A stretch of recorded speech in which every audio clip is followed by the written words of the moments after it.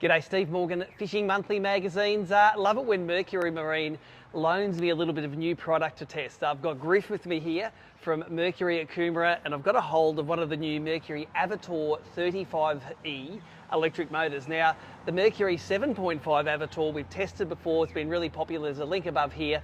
But Griff, this is the big bad boy of the range, the 35e, and it's a little bit more complex than the 7.5, isn't it? It is, Steve. It's got some expanded batteries which are mounted in the boat and distribution centre, so we can expand up to 4 batteries for extended range. But otherwise, you know, the engine physically looks the same as a 7.5e.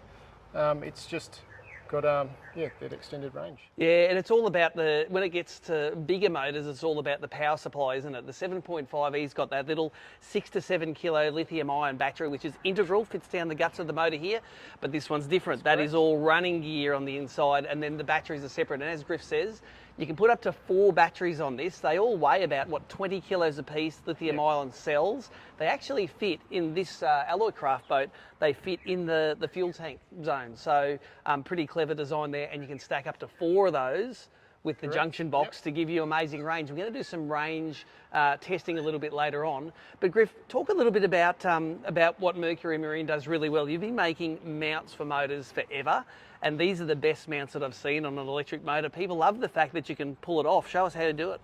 So there's a lever here we just pull out, and then we can lift up and the whole engine comes off. Yeah.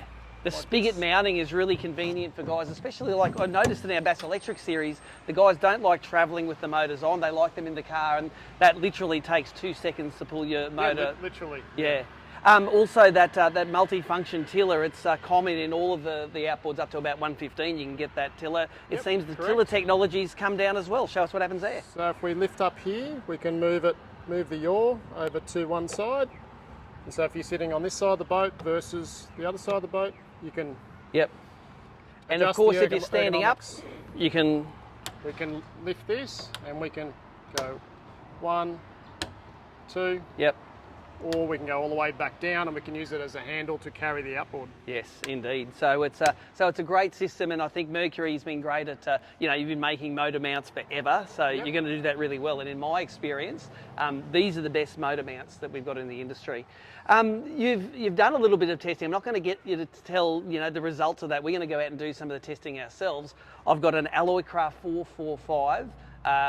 P-series punt. So I'm going to take this up to Hinds Dam today and do some of our own sort of range and performance stats. But out of the box, do you reckon this is going to play in this little boat, Griff?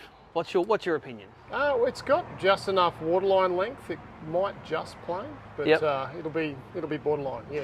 Let's have a little discussion about electric versus combustion engines. Whenever we run electric motor videos, people are always big about, you can't plug in out in the sticks, you can't get enough power. People are very polarised by these motors. Power to weight, petrol still has it over electrics, don't they? Definitely does. Yep.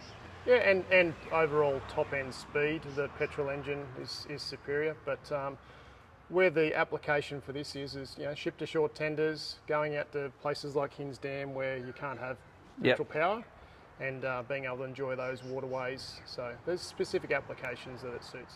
Yeah, look, our Bass Electric guys love them. They love the look of them. They love the performance. We're going to take this guy out, see if we can make some magic happen up on Hinds. We're going to come back to you with some of the performance statistics.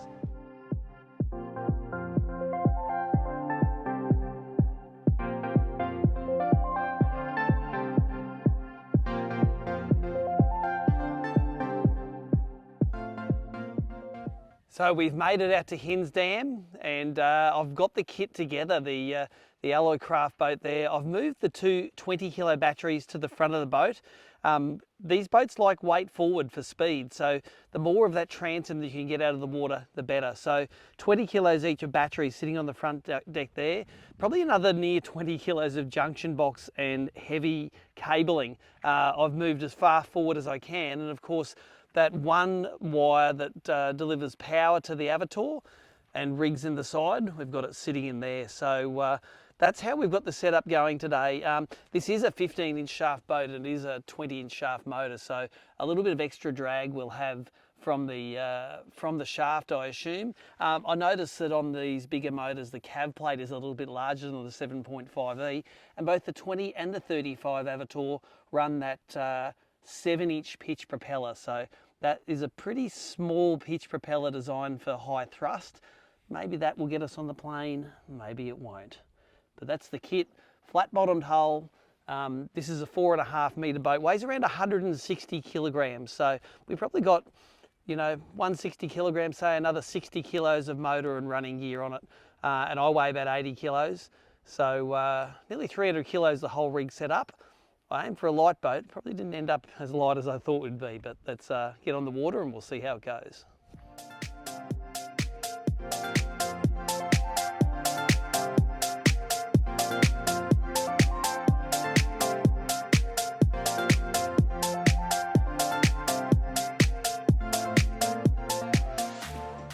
So we've got the rig in the water now, and I suppose this is the moment of truth. I've got to do the right thing here first though.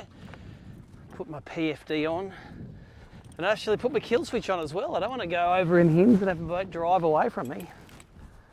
Let's throw the kill switch on, see what this baby can do.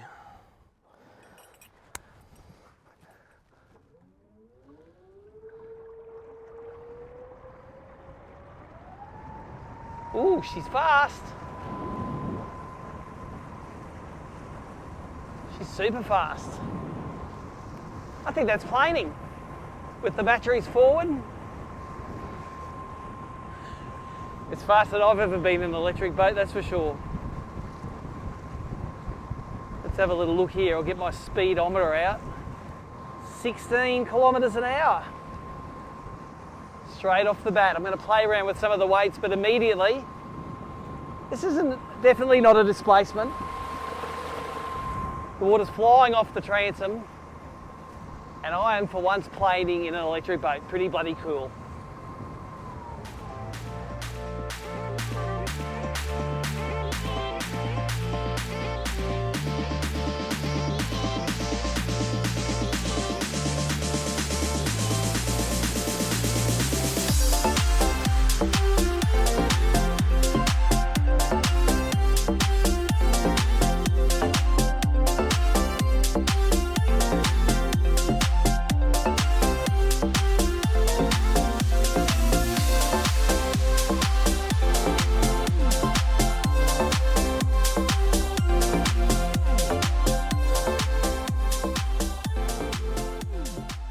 What I'm going to do is I'm actually going to pull some of this weight back from the front, because I think it's got so much torque that I don't even need all that weight right up the front.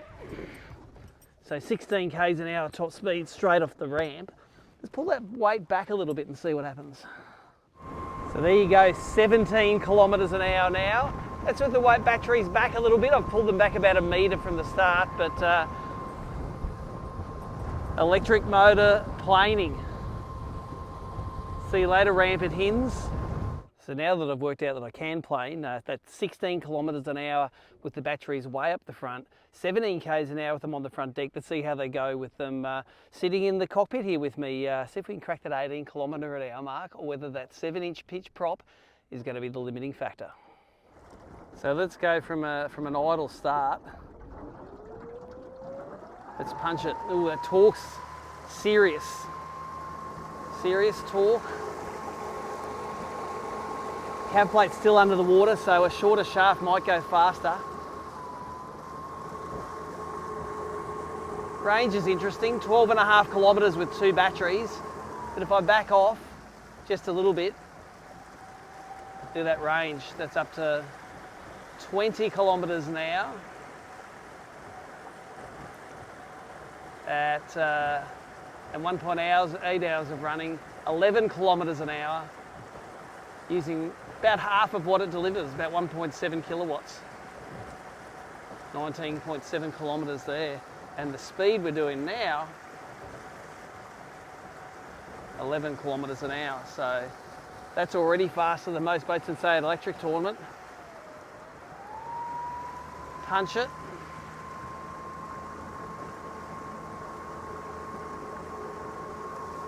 There's 17.1 kilometres an hour.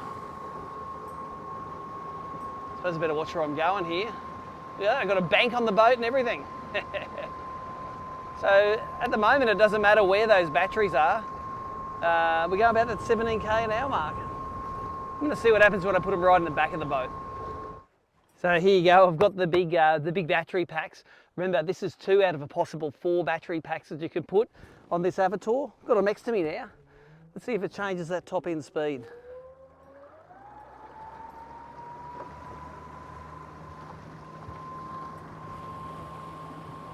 .1, 16.3, 4. Okay, with the batteries all the way back, it's starting to affect my top end. Only by about 0.6, 0.7 of a kilometre an hour, so I'm going 16.4 kilometres an hour with all of the weight back at the helm here. It's a pretty torquey motor. This is pretty fun. Wish I had a bigger prop.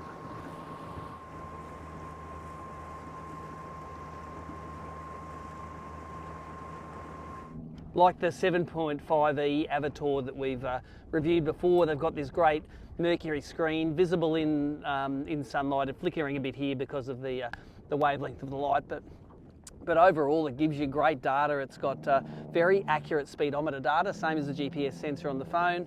All the buttons give you easy access to the menus about what your range is left, how much power you're using, how fast you're going, and how much time that you have left at that speed. I would really like to see how this would go if it was a 15-inch, not a 20-inch shaft. Mounts are strong. It's sort of quiet-ish. It's not super quiet. With all that much power going through it, it makes a little bit of noise. And yeah, let's show it in action again. I love it.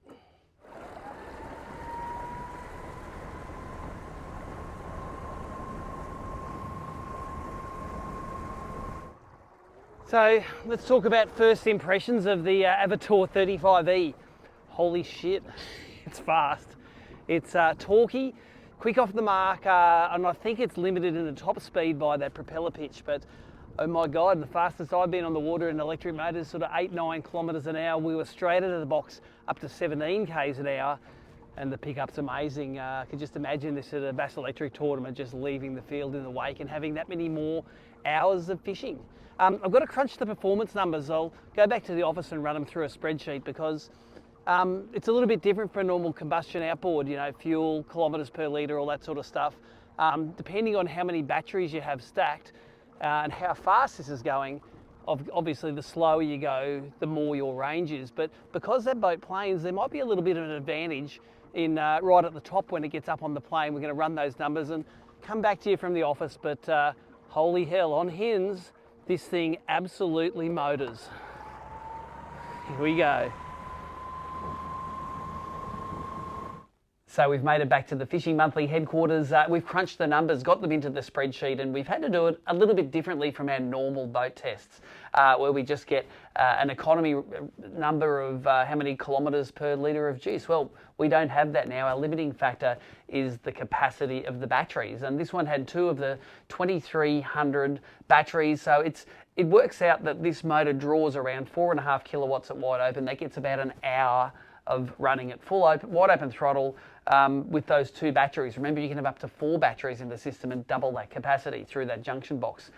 So we measured every 2 kilometres per hour from 5 to 17 kilometres per hour and looked at the draw of those batteries. So at 5 kilometres an hour, and you can see on the numbers up the side here, it drew 0.3 of a kilowatt, 7 kilometres an hour, 0.6 of a kilowatt, 9 kilometres an hour, 1.2 kilowatts. You notice that every time you go up 2 kilometres an hour, it virtually doubles the power consumption. Now, if you look at the range, at 5 kilometres an hour, 56 kilometre range. At 15 kilometres an hour, only an 11 kilometre range. So that's very similar to our 7.5e testing. The harder you go on them, the faster they go, but the shorter they go, and their overall range diminishes. So, but interestingly, look at the 17 kilometre an hour mark. That's with it wide open throttle and that boat on the plane. The range actually ticks up and increases there. So a 12 kilometre range with those 2 batteries, drawing the maximum just over 4.5 kilowatts at 17 kilometres an hour. So I think there is a bit of advantage in planing that boat at the end,